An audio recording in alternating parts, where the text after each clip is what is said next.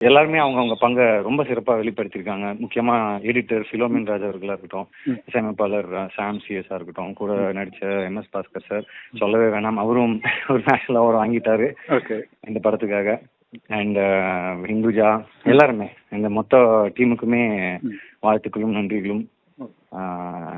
And முக்கியமாக நம்ம jury அவங்களுக்கு, ஏன்னா நிறைய படங்கள் வந்திருக்கு, நிறைய சிறந்த படங்கள் வந்திருக்கு. ஸோ ஃபர்ஸ்ட் அந்த லிஸ்ட்ல வந்ததுன்றதே ரொம்ப சந்தோஷமான விஷயம். ஒரு படி தாண்டி நம்ம ஜெயிச்சிருக்கோம் அப்படின்னும் போது, அதாவது அவார்டு வின் பண்ணியிருக்கு படம் அப்படின்னும் போது ரொம்ப சந்தோஷமா இருக்குங்க. சினிமா ஃபேமிலின்னு வந்தா கூட நிறைய ஏற்றத்தாழ்வு இதெல்லாம் சந்திச்சு நிறைய இது பண்ணி இன்னைக்கு ஒரு கிட்டத்தட்ட ஒரு தேசிய விருது படம் நிறைவா வந்திருக்கீங்க. தனிப்பட்ட முறையில இந்த வெற்றி சந்தோஷத்தை இல்லை இந்த விருதுன்னா நீங்க யாருக்கு சமர்ப்பிப்பீங்க? ஒருத்தர் இல்ல, நிறைய பேர் இருக்காங்க வாழ்க்கையில. அந்தந்த கட்டத்துல நிறைய பேர் நமக்கு ஊக்கம் அளிச்சிருக்காங்க.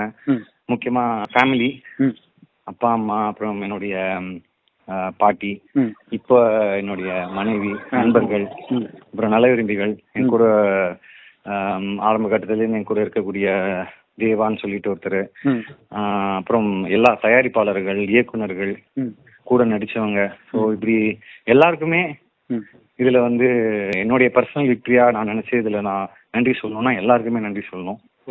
நிறைய வெற்றிகளும் நிறைய விருதுகளும் நான் நிறைய பெறணும்னு நியூஸ் 7 தமிழ் சார்பாக வாழ்த்துக்கிறேன். Thank you sir, thank you so much.